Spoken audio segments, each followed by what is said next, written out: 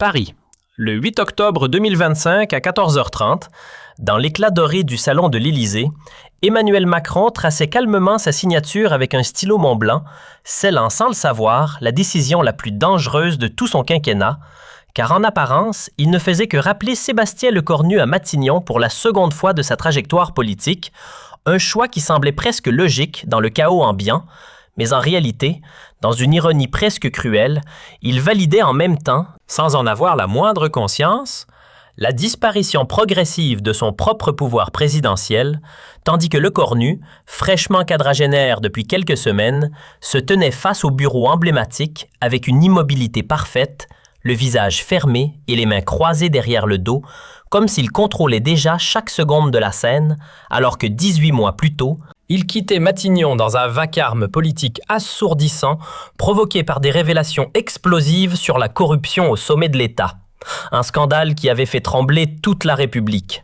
Et pourtant, en ce jour précis, il revenait avec une assurance presque provocante, portée par un retour triomphal. Mais une évidence s'imposait déjà silencieusement. L'homme qui se tenait là n'était plus en rien celui qui avait été contraint de partir auparavant. Les épreuves politiques terribles qu'il avait traversées l'avaient transformé, profondément endurci et surtout complètement libéré de toute loyauté aveugle envers Emmanuel Macron. « Sébastien, » dit Macron en levant lentement les yeux du décret officiel qu'il venait de paraffer. « J'espère sincèrement que nous pourrons repartir sur des bases complètement nouvelles et saines. Le passé, c'est définitivement le passé. Il faut tourner la page. » Lecornu sourit, mais son sourire était radicalement différent de celui d'avant. Plus froid, plus calculateur, plus dangereux. « Bien sûr, Monsieur le Président. Le passé, c'est effectivement le passé. » Macron ne remarqua pas l'ironie subtile mais venimeuse dans la voix posée de son nouveau Premier ministre. Il était beaucoup trop préoccupé et stressé par la crise politique majeure qui secouait violemment la France depuis des mois interminables. Les manifestations quotidiennes dans toutes les grandes villes, sa chute vertigineuse de popularité dans tous les sondages, l'opposition parlementaire qui réclamait unanimement sa démission immédiate. Il avait désespérément besoin de Lecornu, le seul homme politique français capable de rassurer simultanément la droite traditionnelle et le centre modéré.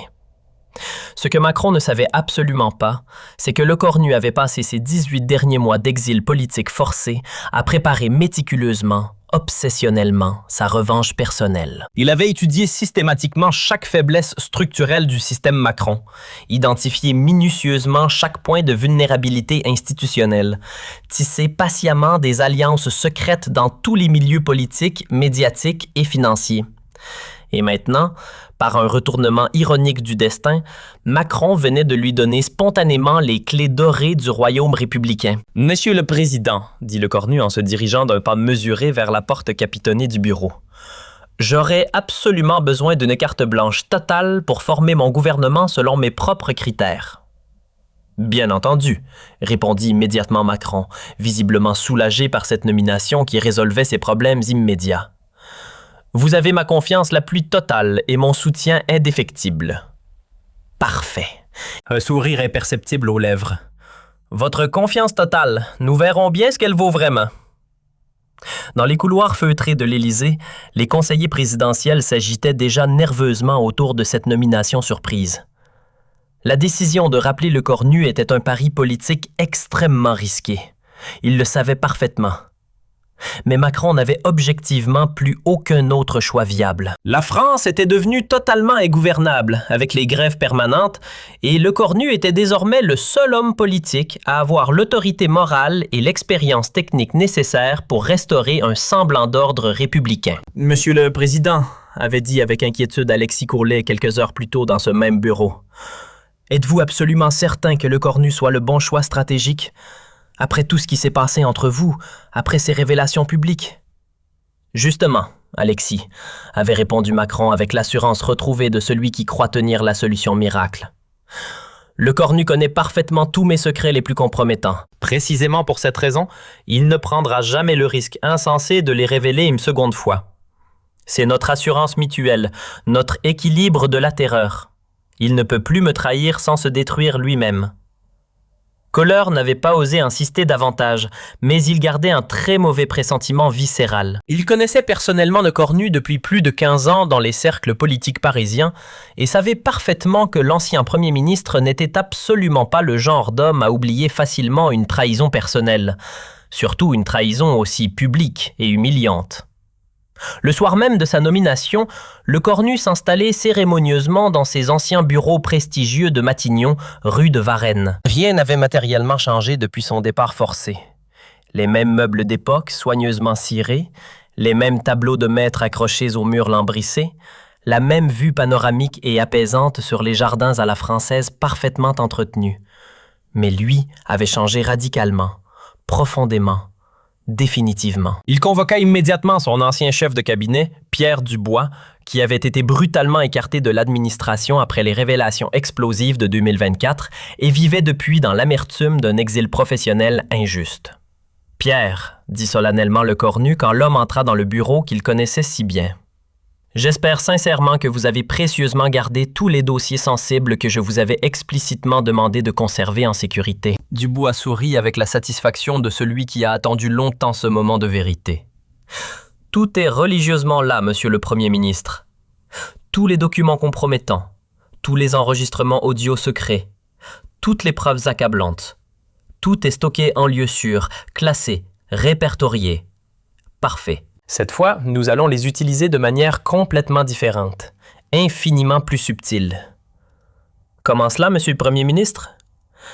La première fois, j'ai révélé publiquement les secrets les plus noirs de Macron par pure colère, par soif de vengeance immédiate. C'était une erreur tactique majeure. Cette fois, je vais les utiliser intelligemment pour le contrôler totalement, le servir progressivement. Le plan machiavélique de Le Cornu était d'une simplicité diabolique et d'une efficacité redoutable.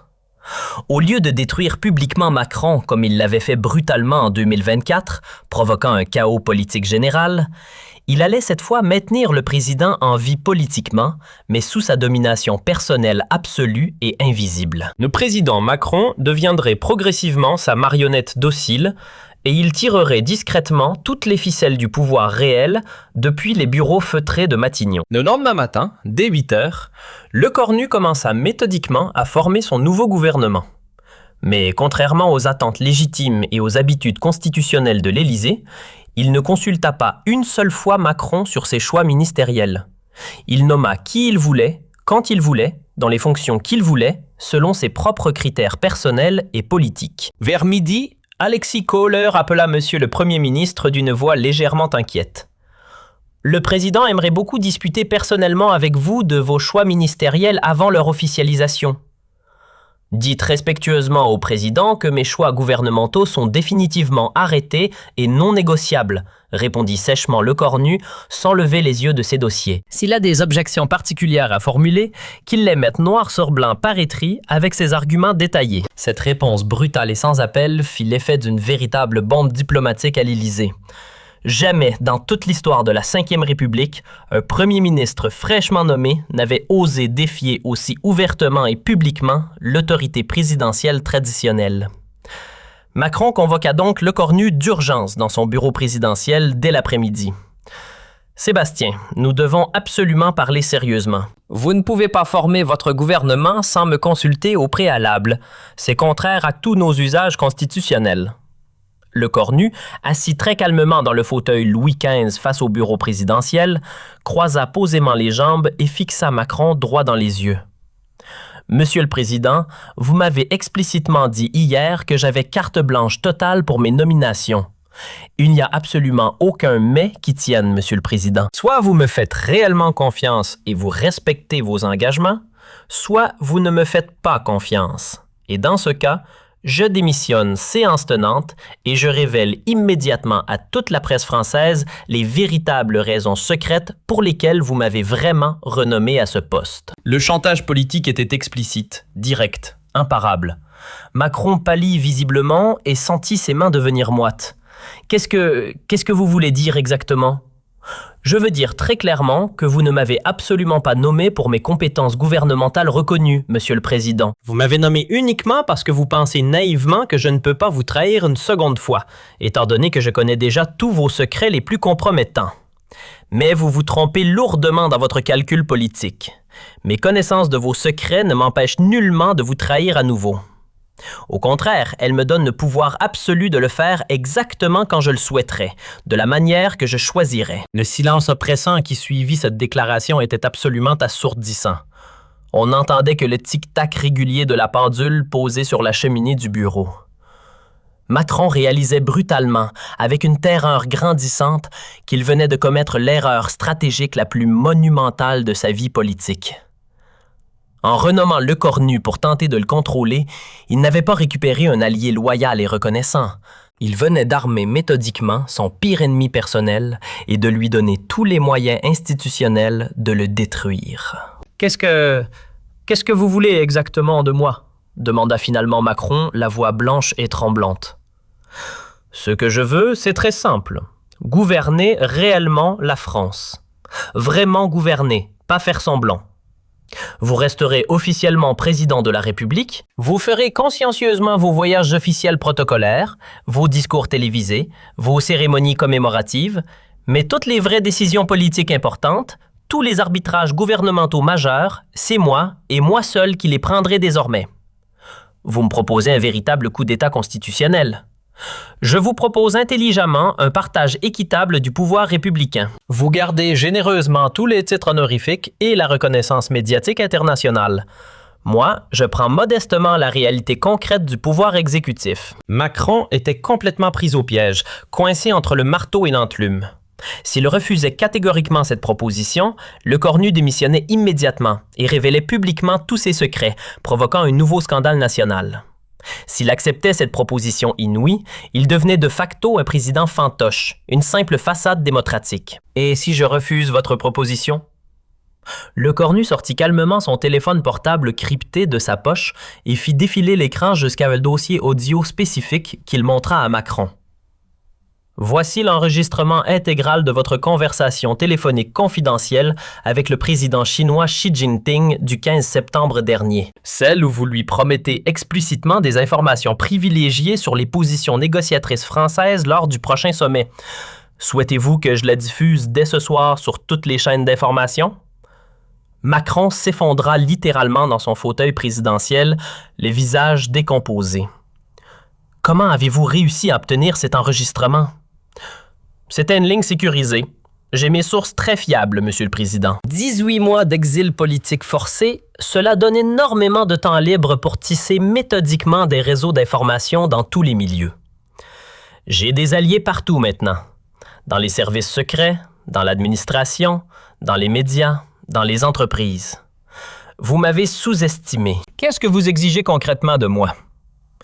Je veux que vous signiez dès aujourd'hui un décret présidentiel secret me donnant des pouvoirs gouvernementaux considérablement étendus sur toute la politique intérieure française et la politique économique nationale.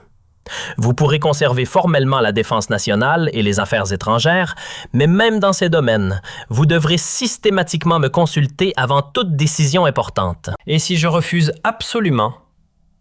Alors demain matin à la première heure, toute la France découvrira médusée que son président vend régulièrement des secrets d'État stratégiques à des puissances étrangères.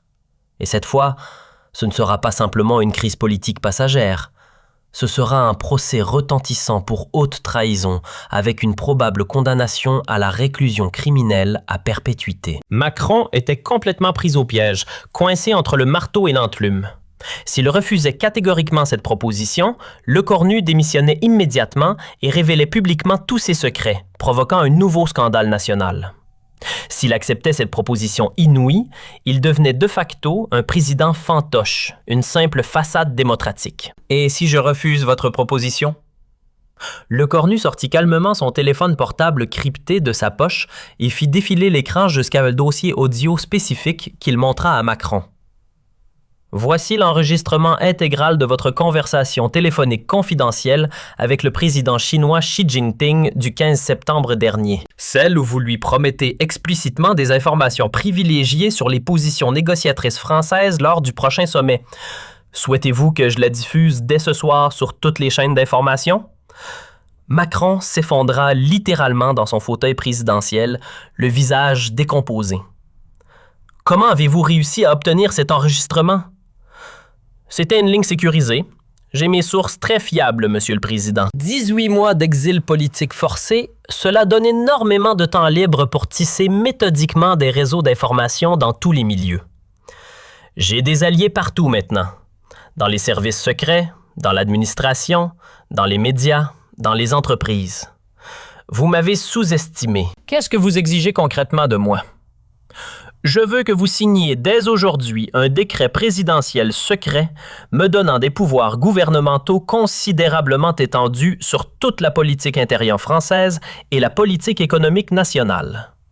Vous pourrez conserver formellement la défense nationale et les affaires étrangères, mais même dans ces domaines, vous devrez systématiquement me consulter avant toute décision importante. Et si je refuse absolument, alors demain matin à la première heure, toute la France découvrira médusée que son président vend régulièrement des secrets d'État stratégiques à des puissances étrangères.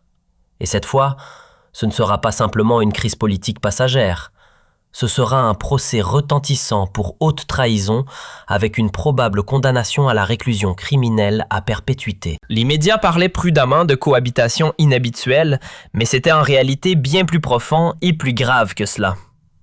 Le Cornu ne se contenta absolument pas de gouverner quotidiennement la France. Il la transforma radicalement et irréversiblement selon ses idées politiques personnelles les plus audacieuses. Réforme fiscale révolutionnaire, restructuration administrative complète, nouvelles alliances internationales inattendues. En quelques mois seulement, il avait réussi à mettre en œuvre plus de réformes structurelles importantes que Macron en 5 années complètes de mandat présidentiel. Et le plus ironique dans cette situation inouïe, c'est que ces réformes corniennes étaient massivement populaires auprès des Français. Les sondages de popularité de Le Cornu grimpaient spectaculairement semaine après semaine, tandis que ceux de Macron s'effondraient inexorablement dans les abîmes de l'impopularité. Le premier ministre demanda un jour à un journaliste politique lors d'une conférence de presse à Matignon « On a de plus en plus l'impression que c'est vous qui dirigez réellement la France, plus le président. » Qu'en pensez-vous? Je dirige la France en étroite collaboration avec Monsieur le Président de la République, répondit diplomatiquement Le Cornu avec son sourire le plus innocent. Nous formons une équipe gouvernementale parfaitement soudée et complémentaire. Mais absolument tout le monde dans les milieux politiques parisiens savait que c'était un mensonge poli. Macron était bel et bien devenu un simple figurant décoratif dans son propre régime constitutionnel, un faire-valoir présidentiel. 6 mois après sa renomination providentielle, Le Cornu avait réalisé l'exploit politique absolument impossible. Il dirigeait effectivement la France sans en être officiellement le chef d'État. Il avait subtilement transformé le régime présidentiel français en régime parlementaire de facto, avec lui-même comme véritable premier ministre tout-puissant et leader incontesté. Macron, de son côté, assistait complètement impuissant à sa propre marginalisation politique progressive et inexorable. Prisonnier de ses secrets les plus compromettants, surveillé en permanence par les hommes de confiance de Le Cornu, espionné jusque dans ses conversations privées, Macron n'était désormais plus qu'une façade démocratique de prestige pour dissimuler habilement le véritable pouvoir réel. « Comment ai-je pu être aussi stupide et naïf ?» se demandait-il quotidiennement en regardant mélancoliquement les jardins de l'Élysée depuis son bureau présidentiel, progressivement déserté par tous ses conseillers historiques. Il avait cru pouvoir utiliser et manipuler Le Cornu comme un simple instrument politique. C'était finalement Le Cornu qui l'utilisait et le manipulait comme une marionnette. 1 an, exactement, après cette renomination fatale, la transformation politique était absolument complète et irréversible. La France était désormais dirigée de facto par un premier ministre omnipotent et omniprésent et par un président fantoche et décoratif. Et personne dans l'opinion publique ne pouvait légalement rien y faire car, officiellement et constitutionnellement, tout était parfaitement légal et républicain. Le Cornu avait magistralement réussi le coup d'État le plus subtil, le plus intelligent et le plus efficace de toute l'histoire politique moderne. Il avait pris totalement le pouvoir sans aucune violence, sans aucune révolution, sans aucun bruit médiatique, juste en utilisant brillamment son intelligence, sa patience infinie et les faiblesses psychologiques de son adversaire. Emmanuel Macron était toujours officiellement président de la République française, juridiquement et constitutionnellement. Mais dans la réalité politique concrète, il n'était plus rien d'autre qu'un symbole vide. Il avait fini par être contrôlé intégralement par Lecornu. La revanche personnelle de Sébastien Lecornu était non seulement totale, mais aussi parfaite, subtile et définitive. Et le plus incroyable dans cette histoire politique extraordinaire, c'est que Macron avait lui-même, de ses propres mains, signé le décret qui scellait sa propre perte de pouvoir. Il avait offert les clés du royaume à son pire ennemi en pensant le manipuler. L'arroseur avait été arrosé, le manipulateur avait été manipulé, le maître était devenu l'esclave. Et Lecornu régnait désormais sans partage sur la France en toute égalité républicaine. 3 mois après avoir établi sa domination totale sur Macron, Lecornu décida d'aller encore plus loin dans son plan machiavélique. Il ne se contentait plus de contrôler le président.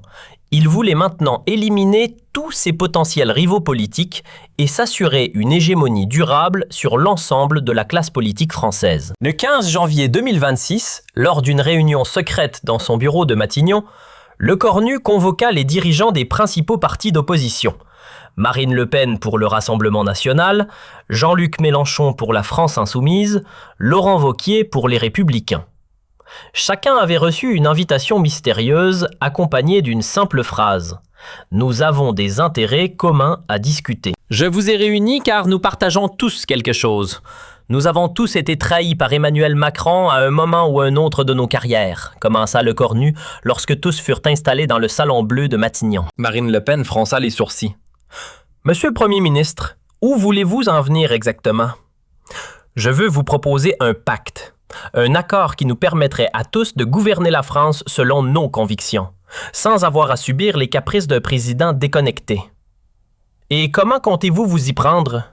Macron est toujours président, que je sache. Lecornu sourit de son sourire le plus énigmatique. Officiellement, oui. Officieusement, les choses ont beaucoup changé. Il sortit alors de son tiroir plusieurs dossiers épais qu'il posa sur la table. Voici les preuves de la corruption de Macron, les enregistrements de ses conversations avec des dirigeants étrangers, la documentation complète de ses trahisons.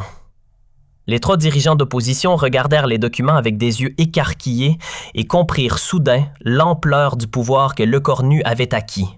« Qu'attendez-vous de nous ?» demanda Wauquiez visiblement impressionné. « Votre silence et votre coopération. En échange, je vous promets une répartition équitable du pouvoir. Marine, vous aurez la politique d'immigration et de sécurité. Jean-Luc, la politique sociale et économique. Laurent, la politique européenne et internationale. Et vous, qu'est-ce que vous gardez? Moi, je coordonne l'ensemble et je m'occupe de Macron. » Cette réunion secrète marqua le début d'une nouvelle ère politique en France. Pour la première fois dans l'histoire de la Ve République, l'opposition acceptait de collaborer avec le pouvoir, non pas par conviction, mais par opportunisme et par soif de revanche contre Macron.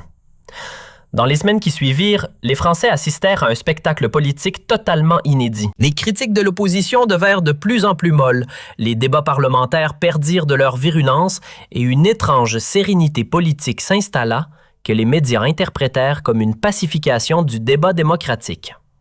En réalité, Lecornu construisait méthodiquement un système politique entièrement nouveau où tous les partis coopéraient sous son autorité suprême pendant que Macron n'était plus qu'une façade décorative. Mais le plus impressionnant, c'est que ce système fonctionnait remarquablement bien.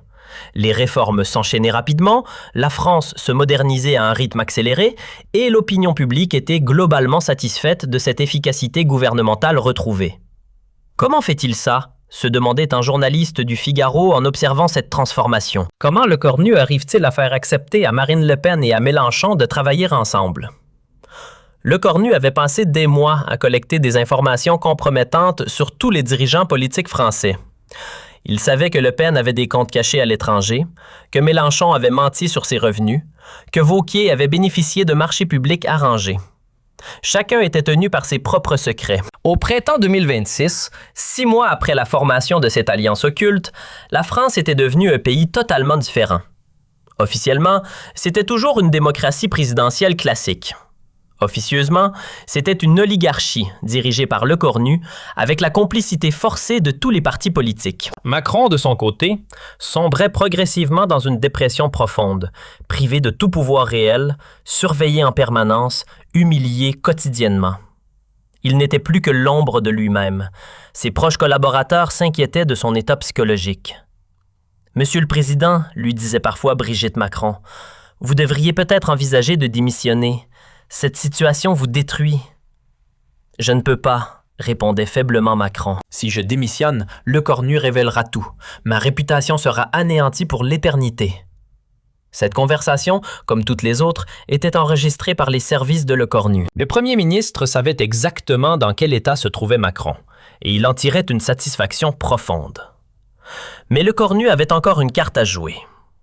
En juin 2026, il décida de franchir l'étape ultime de son plan. Éliminer définitivement Macron de l'équation politique, non pas par un scandale public, mais par une démission volontaire. Il organisa une mise en scène parfaite. D'abord, il fit fuiter dans la presse des rumeurs sur l'état de santé du président. Puis, il fit circuler des informations selon lesquelles Macron souhaitait se retirer de la vie politique pour des raisons personnelles. Enfin, il convoqua Macron pour une dernière confrontation dans le bureau présidentiel. « Monsieur le Président, » dit Lecornu en s'installant confortablement dans le fauteuil face au bureau. « Je pense qu'il est temps pour vous de prendre une décision courageuse, laquelle mandate de démissionner pour le bien du pays, pour votre propre bien aussi. Et si je refuse, alors je révèle tous vos secrets, progressivement, jour après jour, pendant des mois. Votre agonie sera longue et douloureuse. » Macron regardait par la fenêtre les jardins de l'Élysée qu'il allait bientôt quitter. « Vous avez gagné, Sébastien. Vous avez complètement gagné. »« Je sais. La question est, voulez-vous partir dignement ou être traîné dans la boue? Que se passera-t-il si je démissionne? »« Vous pourrez garder votre honneur officiel. Je ne révélerai rien. Vous pourrez même écrire vos mémoires en présentant votre version des faits. Et vous, que deviendrez-vous? » Je deviendrai ce que j'ai toujours voulu être, le vrai dirigeant de la France. Le 30 juin 2026, Emmanuel Macron annonça sa démission pour raison de santé et pour permettre un renouvellement démocratique. Dans son discours d'adieu, il remerciait son fidèle premier ministre Sébastien Lecornu et recommandait aux Français de lui faire confiance. Selon la Constitution, Lecornu assura l'intérim présidentiel en tant que premier ministre. Mais au lieu d'organiser rapidement de nouvelles élections présidentielles, il proposa une révision constitutionnelle pour adapter les institutions au nouveau pouvoir. Cette révision, approuvée par référendum grâce au soutien secret de tous les partis politiques qu'il contrôlait, transformait la France en régime parlementaire. Le Premier ministre devenait le véritable chef du pouvoir exécutif, tandis que le président n'était plus qu'un chef d'État symbolique élu par le Parlement. En septembre 2026, Sébastien Lecornu fut officiellement élu Premier ministre de la Nouvelle République française par une majorité écrasante de députés. Pour la première fois de sa vie, il détenait légalement le pouvoir qu'il exerçait déjà dans les faits. Lors de son discours d'investiture, il déclara solennellement « La France entre dans une nouvelle ère, une ère de stabilité, d'efficacité et de réconciliation nationale. » Dans l'assistance, Marine Le Pen, Jean-Luc Mélenchon et Laurent Wauquiez applaudissaient chaleureusement.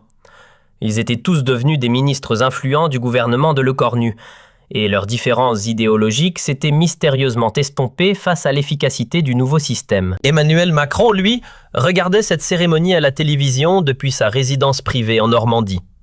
Il avait acheté cette maison avec l'argent de ses conférences à l'étranger, ses seules activités restantes. « Tu crois qu'il va réussir ?» demanda Brigitte Macron. « Il a déjà réussi », répondit amèrement l'ancien président. « Il a fait ce qu'aucun homme politique n'avait réussi avant lui. Unifier toute la classe politique française sous son autorité. C'est un génie du mal, mais un génie quand même. » 2 ans après sa renomination par Macron, Sébastien Lecornu avait accompli l'impensable. Il dirigeait la France avec l'assentiment de tous les partis politiques, l'approbation de l'opinion publique et la légitimité des institutions qu'il avait lui-même réformées. Il avait transformé sa revanche personnelle contre Macron en révolution politique complète. Il avait changé le régime, unifié l'opposition et établi son hégémonie pour des décennies. L'homme qui avait été trahi et humilié en 2024 était devenu en 2026 le maître incontesté de la France, et tout avait commencé par une simple signature sur un décret de nomination qu'Emmanuel Macron avait cru pouvoir contrôler. L'histoire retiendrait que Macron avait commis l'erreur de sa vie en renommant Lecornu. Mais elle retiendrait aussi que Lecornu avait transformé cette erreur en chef-d'œuvre politique. La revanche était non seulement complète, elle était devenue éternelle. Un an plus tard, en octobre 2027, lors d'une cérémonie officielle au château de Versailles pour célébrer le premier anniversaire de la Nouvelle République, Sébastien Lecornu prononça un discours résumant parfaitement son parcours extraordinaire. « Il y a 3 ans, déclara-t-il devant un parterre de dignitaires internationaux, « j'étais un homme trahi, humilié, écarté du pouvoir. Aujourd'hui, je dirige un pays unifié, modernisé, respecté dans le monde entier. » Dans l'assistance, les ambassadeurs étrangers prenaient des notes. Le modèle français de Lecornu intriguait tous les dirigeants européens. Comment un homme avait-il réussi à créer un consensus politique aussi large, tout en maintenant une efficacité gouvernementale remarquable? Mais le plus symbolique, c'est qu'Emmanuel Macron était présent dans l'assistance. Invité d'honneur malgré tout, il applaudissait poliment le discours de son ancien protégé, devenu son maître. L'humiliation était totale, mais publiquement invisible. En sortant de la cérémonie, Macron croisa Lecornu dans les jardins du château. « Félicitations, Sébastien, dit-il avec un sourire forcé. Vous avez réalisé ce dont je n'ai jamais été capable ? » Merci, monsieur l'ancien président, répondit Lecornu avec une courtoisie parfaite. Mais n'oubliez pas, sans vos erreurs, je n'aurais jamais appris à gouverner vraiment. Cette phrase, prononcée avec une ironie subtile mais cruelle, marquait le point final de cette extraordinaire histoire de revanche politique. Lecornu remerciait Macron de l'avoir trahi, car cette trahison avait fait de lui l'homme le plus puissant de France. L'élève avait définitivement dépassé le maître, et le maître ne pouvait que s'incliner devant la perfection du plan de son ancien élève.